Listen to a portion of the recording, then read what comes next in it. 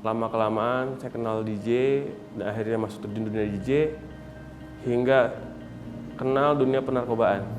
Narkoba akhirnya kenal juga ya kan, dunia mucikari, jual wanita, Masya Allah. Penghasilan 30-40 juta. Itu semua, total semua. Enggak, per 2 hari kadang. Nah tanggapan mereka nih ketika saya hijrah ini, mereka bingung. Dan mereka sempat bilang, kok bisa begini, Du? Katanya kan.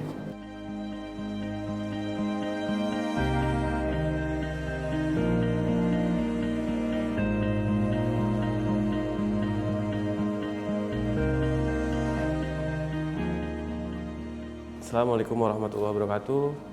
Nama saya Abdul Qadir Jelani, nama entertain di The Flows. Basic dulu, saya ini mantan DJ, mantan disc jockey, mantan bandar narkoba, mucikari.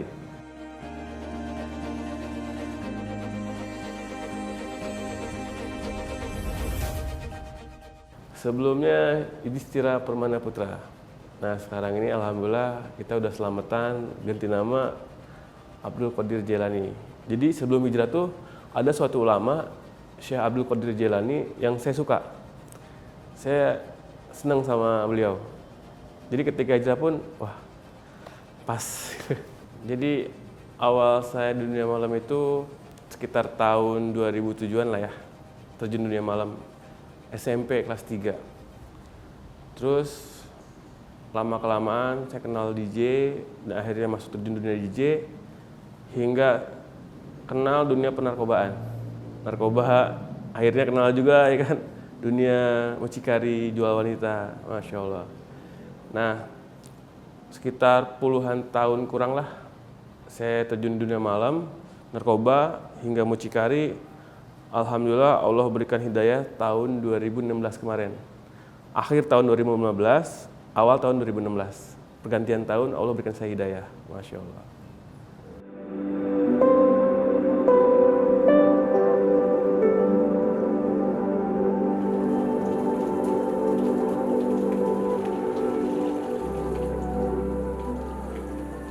Perjalanan hidup ya, sebenarnya kadang kan ada orang Allah berikan hidayah ini ketika Allah cabut salah satu nikmat dari tubuhnya. Ketika Allah cabut misalkan nikmat makan, nikmat tangan, nikmat mengkedip, mungkin akhirnya mereka ini mau hijrah. Nah saya ini tidak. Jadi ketika saya hijrah ini, saya belajar bagaimana menjemput hidayah. Bukan nunggu hidayah, tapi bagaimana menjemput hidayah. Akhirnya 2016 awal itu saya bagaimana belajar menjemput hidayah, ikut program, ada program yang namanya Itikaf 3 hari di masjid. Dan sampai akhirnya Allah berikan saya hidayah, Masya Allah. Jadi kegiatan di masjid itu kita melakukan bagaimana amalan-amalan ya, yang tadinya nggak pernah sholat 5 waktu. Jadi sedikit cerita, saya pernah sholat tarawih Mbak. Pertama dan terakhir sholat tarawih itu 2009. Sampai akhir saya kapok. Gak mau lagi sholat tarawih. Kenapa? Karena ketika sholat witir itu imam baca yasin. Kan panjang Mbak, yasin Mbak. Kita berdiri pegel ya kan, sampai akhirnya saya kapok. Dan saya mulai lagi sholat tarawih itu 2016. Nah ketika di masjid itu kita melakukan bagaimana kita menjaga sholat 5 waktu. Jaga sholat 5 waktu, duha, tahajud kita jaga semua. Saya punya kakak. Yang kakak ini yang di baratnya tuh ketika kita dugem, ya kan ngeroom, terus private room, dia yang punya modal lah. Sampai akhirnya Allah berikan kita hidayah tuh, kita jemput asbabiyah juga, lewat melalui dia gitu kan. Dan dunia-dunia malam itu identik benar dengan narkoba. Saya kenal narkoba tuh di dunia malam. Nah, kayak namanya room ya, di room itu kita istilahnya 3 hari nggak keluar-keluar. Narkoba itu karena sampai 3 hari, selama 3 hari itu kita baru keluar, kita baru sadar gitu kan. Malah belum sadar, masih basian gitu kan, masih berbau-bau narkoba lah. Kepala tuh masih ada sisa-sisa narkobanya gitu kan. Baru kita pulang ke rumah. Dan ajibnya nih, dia ada pikir bagaimana nih adik-adik gua ini harus ngaji gitu loh. Jadi dia nyuruh saya ngaji, biar sonogi ikut ngaji, dia bilang. Ada pengajian tuh namanya itikaf. Yang dahsyatnya dalam 3 hari itu Allah rubah semuanya. Masya Allah. Dan ketika saya terjun ini, kakak saya pun alhamdulillah sampai sekarang dia udah istiqomah. Berarti hijrahnya bisa dibilang barengan ya Mas? Ya.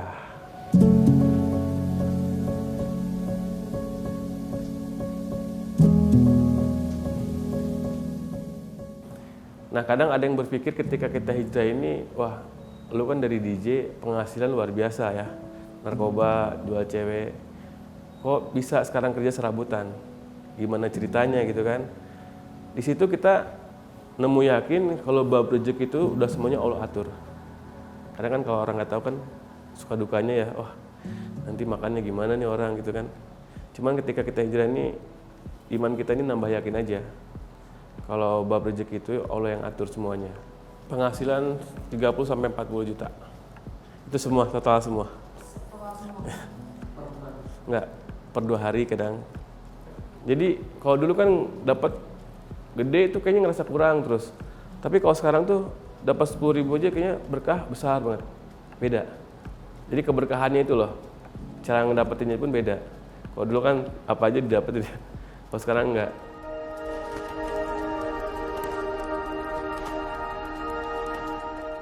Jadi mulai NATO tuh, jadi dulu tuh saya SD itu main sama orang-orang gede, abang-abangan lah ya, punya abang-abangan lah ya kan, tatonya mereka pada full tato semua. Saya ini kelas 4 SD tuh sudah main sama mereka, main burung. Jadi saya pengen kecil, jadi kelas 6 SD mulai NATO di pinggang, SMP mulai NATO nih, punggung, SMA apalagi mulai, cuma nggak ke bawah, cuma di badan doang. Nggak kelihatan. Nah setelah lulus baru mulai nongol-nongol. Jadi kayak misalkan kan kadang SD, SMP, SMA itu ada ini ya, ada berenang ya. Nah saya nggak pernah ikut berenang, cuman Pak saya sakit, saya bayar berenang, bayar dong. Jadi nggak pernah ikut berenang, cuman bayar aja, tapi dapat nilai. Jadi kalau perihal tentang tato ya, saya pernah nanya ke beberapa dokter, beberapa ulama juga perihal tato. Jadi tato ini masuk ke dalam lapisan kulit yang keberapa gitu. Jadi sifatnya air pun bisa masuk. Nah ketika nanya ke beberapa ulama tentang perihal tato, mereka katakan nggak usah dihapus, biar aja seperti itu. Ya, cuman yang udah ada jangan dihapus, yang belum ada jangan dibikin gitu. Ya kita ini kan sifatnya ngerusak nih tato nih. Ya nanti kalau dihapus ngerusak 2 kali. Allah ini nggak suka gitu. Jadi nggak ada niatan buat dihapus sih. Kenapa? Yakin aja kalau kita yakin mikir nih tato ini ngalangin sholat. Katakan sama orang yang tadi ngomongin ngalangin sholat. Bukan tato yang ngalangin sholat. Apa itu yang ngalangin sholat? Meja sama kursi mbak. Ya kan? Iya ada depan ya kan. Itu ngalangin sholat. Kalau tato nggak, insya Allah nggak. Kenapa? Soalnya pori-pori masih bisa masuk air. Keringatnya masih bisa keluar kan? Kecuali ada cat. Kalau cat baru air nggak masuk, gitu.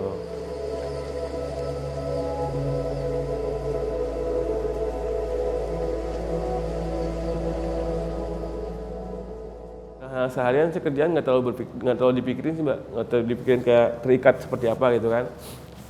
Saya ini lebih ke sekarang gini, kawan-kawan saya punya label gamis nih, jual gamis dia. Nah saya bantu jual. Nanti kalau misalkan dulu ada kerjaan nih, kuli bangunan, bantuin bikin ini, saya datang bantuin. Ini ada nanam ini nih, pohon-pohonan begini nih, panen, saya datang saya bantuin. Jadi nggak terlalu dipatok, saya harus kerja ini, kerja itu nggak. Apa aja sih kerjain, serabutan.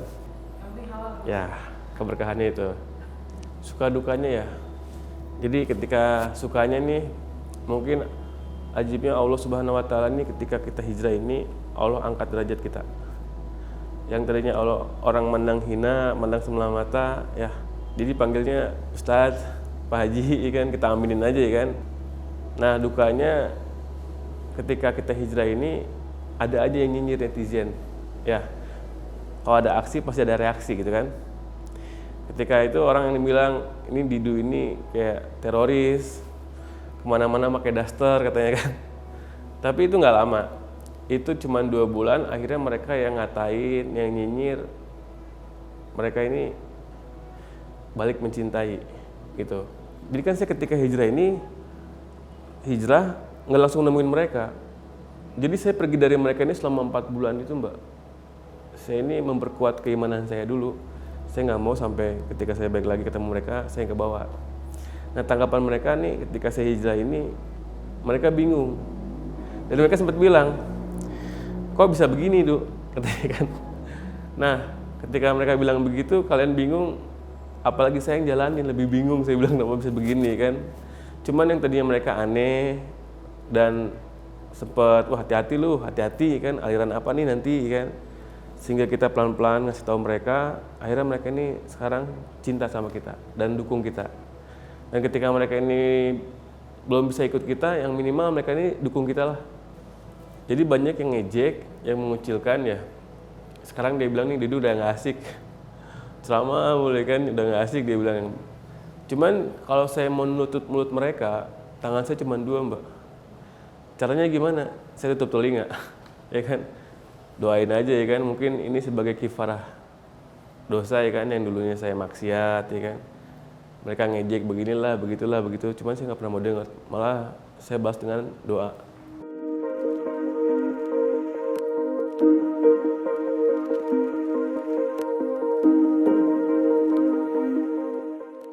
Rencana saya sih ke depannya ya, saya lebih sekarang fokus mau ke negeri jauh Mbak. Jadi saya ini dakwah dulu bukan cuma di Indonesia, ya kan? Saya ada program dakwah ini, saya ke tahun 2017 saya ke India, Pakistan, Bangladesh, terus ke Malaysia, mampir, ke beberapa negara, terus tahun ini sekarang harusnya saya ke Inggris Mbak. Ada sebagian teman saya yang dapat ini ke Turki, ke semua negara, cuman saya dapatnya itu ke Inggris. Nah target saya ini tahun ini harusnya ke Inggris, gitu buat dakwah di sana. Jadi jamaah kita ini dibilang ini jamaah tablik. Jadi jamaah tablik ini jamaah yang dimana kita ini belajar meluangkan waktu buat agama. Ya, nggak ada yang ngongkosin, kita ini ongkos sendiri, semua korban harta diri sendiri. Ketika kita berangkat, yang punya anak istri kita selesaikan dulu keperluannya semua. Setelah beres keperluannya semua baru kita berangkat. Jadi tidak meninggalkan ataupun menelantarkan. Bisa sampai dakwah ke luar negeri itu gimana Mas? Kita ada linknya juga. Jadi di jamaah seperti ini tuh bukan Indonesia doang, Mbak, seluruh dunia. Jadi dibilang itu markasnya tuh di sini ada markas Indonesia tuh ada Kebon Jeruk, Temboro. Nah, nanti ketika kita mau berangkat keliling dunia itu kita bikin dulu ke Kebon Jeruk laporan.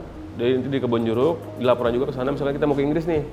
Nanti pihak Kebon Jeruk telepon ke Inggris, markas Inggris sana. Ketika beres misalkan udah siap, ada yang istiqbal atau penyambut tamu, baru kita berangkat.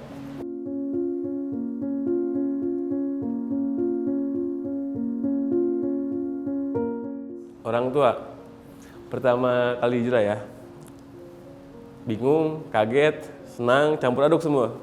Kenapa? Soalnya posisinya itu ketika saya hijrah itu, di situ ada kejadian penangkapan teroris. Katanya isunya teroris yang ditangkap. Nah di situ pun orang tua kaget, takutnya ya kan, ini anak saya ini yang sehari-harinya jadi disc joki dunia malam ya kan, kok bisa berubah kayak gini, pakai gamis ke masjid bolak-balik ya kan, takutnya ikut ajaran-ajaran sesat, teroris lah, inilah itulah takutnya. Cuman kita kasih penjelasan kepada mereka dan saya lebih nunjukin akhlak perubahan. Yang tadinya nggak pernah cuci piring, cuci piring. Nggak pernah nyikat baju, saya nyuci baju. Jadi orang tua ngeliat perubahan. Jadi bukan sekedar kita banyak omong bla bla bla bla enggak, tapi bagaimana nih akhlak kita nih rubah. Perubahannya drastis. Bu, pas mengetahui si Mas Abdul tatoan, gimana perasaannya? Perasaan kemalu gitu sama orang gitu, perasaan orang malu kan kalau orang mah ya, kalau ada tatoan teh nyangkanya bandel gitu ya. Tapi sekarang alhamdulillah sekarang mah udah insaf gitu. Alhamdulillah lega gitu, tenang gitu, yakin. Ya Mbak, masih ada sih banyak yang anak ibu itu. Itu cara ngadepinnya gimana? Ibu mah enggak biarin aja dan antepin aja. Kalau ibu gitu ya nggak lawan pasti berantem. Jadi selain saya ini DJ ini saya tukang ribut, tukang berantem. Mereka ini paling kalau ngomongnya senyap-senyap, nggak pernah sampai kedengeran. Kalau sampai kedengeran kuping ini udah beda urusan. harapannya mudah-mudahan baik seterusnya gitu, nggak ada apa-apa lagi gitu, mudah-mudahan gitu. Yang bilang gitu, aduh, bilang ada teroris, ada ngaji teroris, ibu takut bener.